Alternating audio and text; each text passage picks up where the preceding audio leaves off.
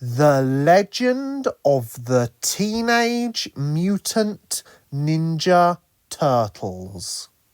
Part 1, Chapter 67, Investigations. Just as Donatello and Raphael were about to part ways from Splinter and Leonardo, April came rushing around the corner, tears strewn across her typically carefree face.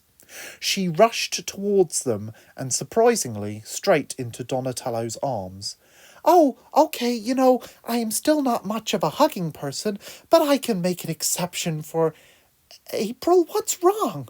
Why are you crying?" Donatello said. My dad, she sobbed, shaking stupendously. "What about your dad, April?" Master Splinter inquired. He works here," April said quietly, still unable to voice it loudly as she failed to fully comprehend it. "April, I am afraid you will be too distressed to carry out the mission. I will take you back to the lair, whilst the rest of you will continue your evenings as planned." With that, Splinter and April left the building, whilst Raphael and Donatello left for the computer bank. Leonardo remained where he was and looked at the door to the mystery room, which was the same black colour as the walls and would have been unnoticeable on a quick glance. It was not locked, and as he opened the door, he realised that on the other side of the door was pretty much unlimited darkness.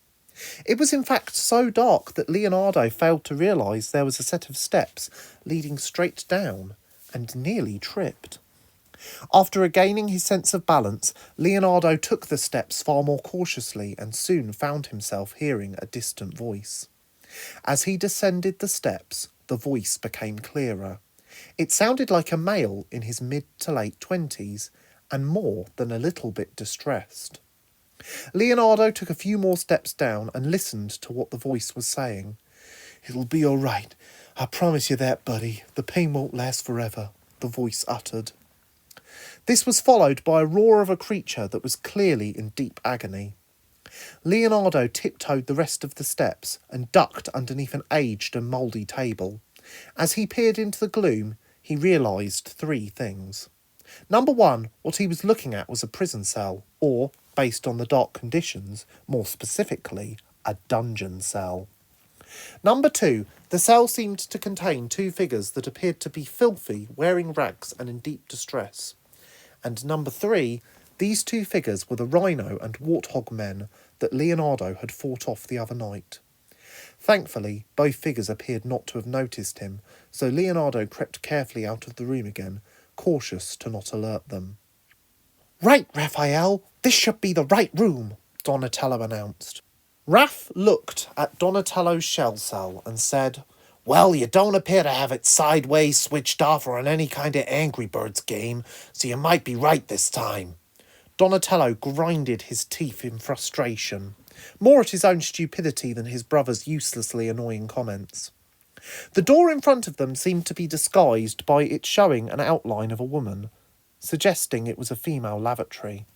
"Are you sure this is the right place?" Raph queried. "When have I ever been wrong more than once in a day?" Donatello asked dismissively. He then opened the door, sauntered in, and before Raphael could follow, a shrill scream was heard from behind the door. Donatello proceeded to sprint out of the room.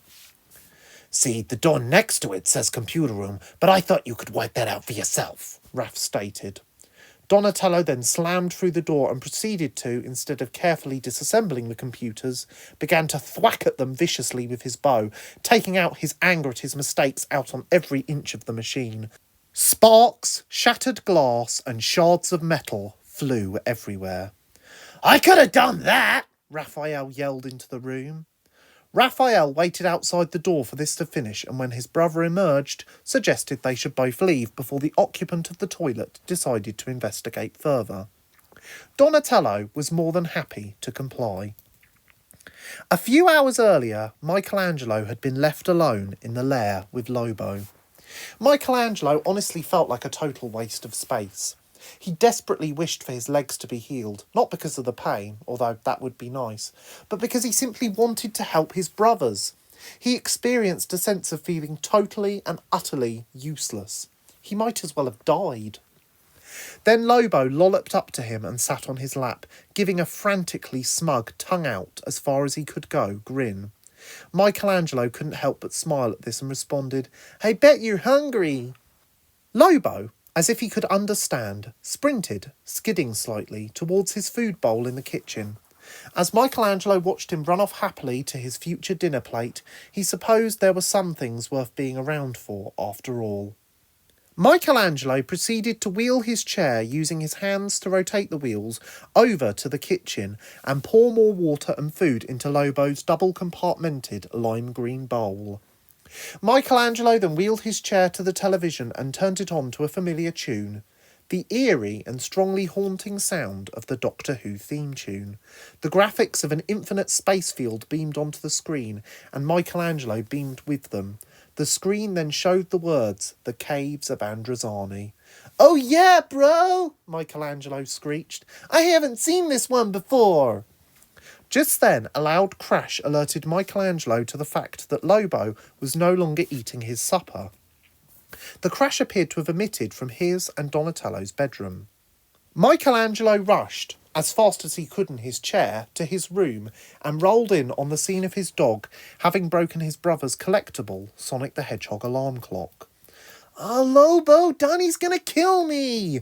Michelangelo complained. Lobo looked adoringly up at his owner, and Mikey's heart seemed to melt there and then. Without warning, Lobo seemed to suddenly perk up and dart for somewhere only he knew. Michelangelo promptly followed the creature to the kitchen. The dog then scurried straight into the gap between the washing machine and the sink cupboard. It was dark in between the two structures, but Michelangelo could just make out what appeared to be a hole in the wall large enough for Lobo to get through.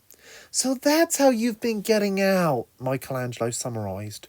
The dog then proceeded to scurry into the dirty, dingy hole. "Wait, come back! I will try and fit this wheelchair down there, you know I will!" Michelangelo roared. It was at that moment Michelangelo concluded that he would not be able to follow the dog, no matter how much he wanted to. Unless... No, that would never work. Unless... No, maybe... No. Wait! Yes!